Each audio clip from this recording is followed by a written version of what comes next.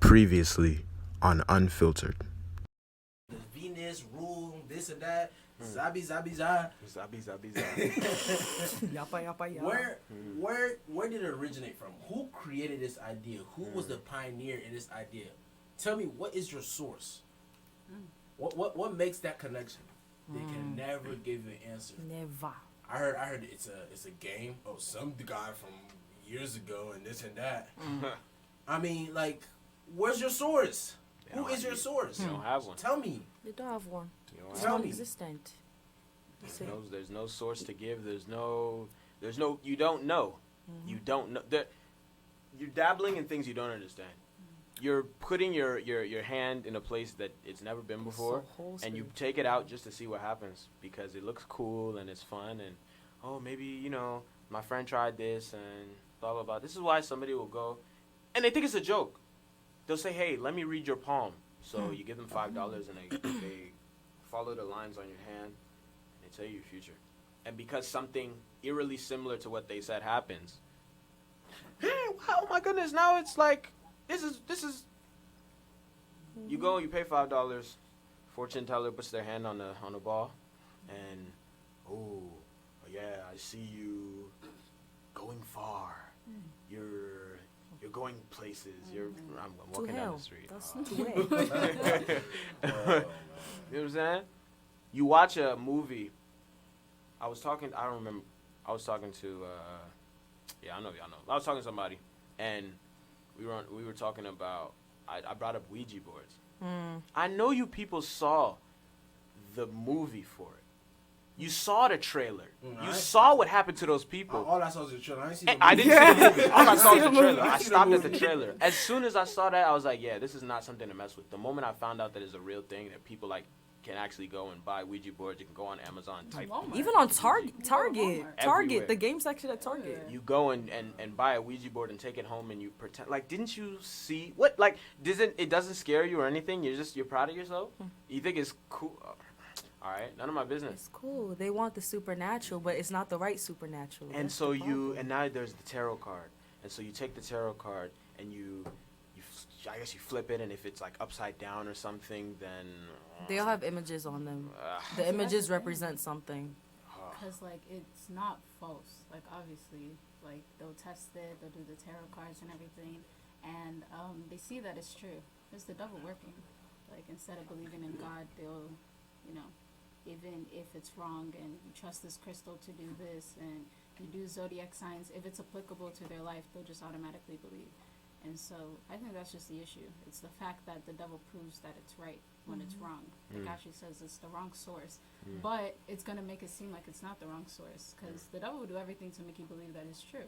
So if the tarot card guy is like, hey, you're going to, I don't know, you're going to see $5 on the floor, and then you magically see $5 on the floor, it's not like it's not true.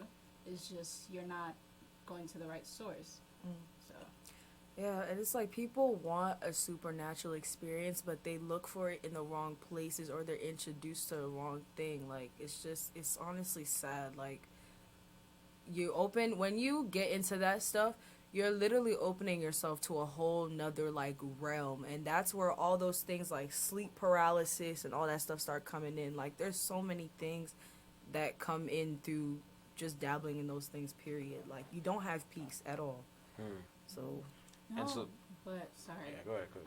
But dang, lost my train of thought. Oh my goodness. you got Come it. on now. You got it. She's not Oh. good at talking. Oh, cool.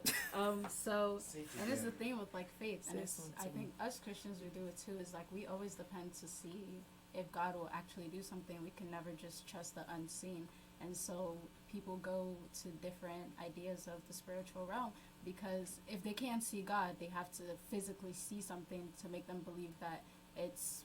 I guess there's something out there, and so God doesn't work like that. He could work like that, Good. but that's what faith is for.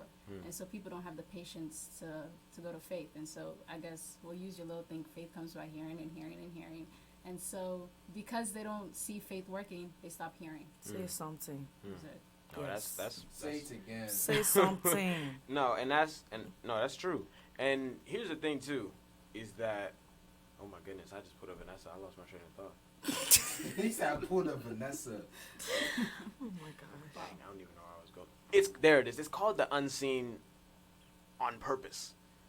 So if you can't see it, what do you expect? Like we want to see things happen so bad, we go to a realm called the unseen. Like that doesn't use. I mean, just put two and two together for a second. It's called the unseen.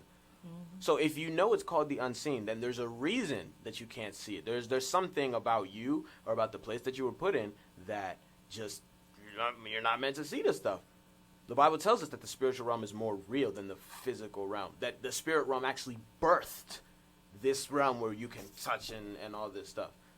The things that happen over there, they don't happen the way they do here. That your head is in the thing. Yeah. But they don't. Try to steal your thunder. but they don't happen the same. And so I think I want to start with, because you were talking about like $5 and stuff. And so I want to start with that is like, why is it that why do Christians have to be such party poopers?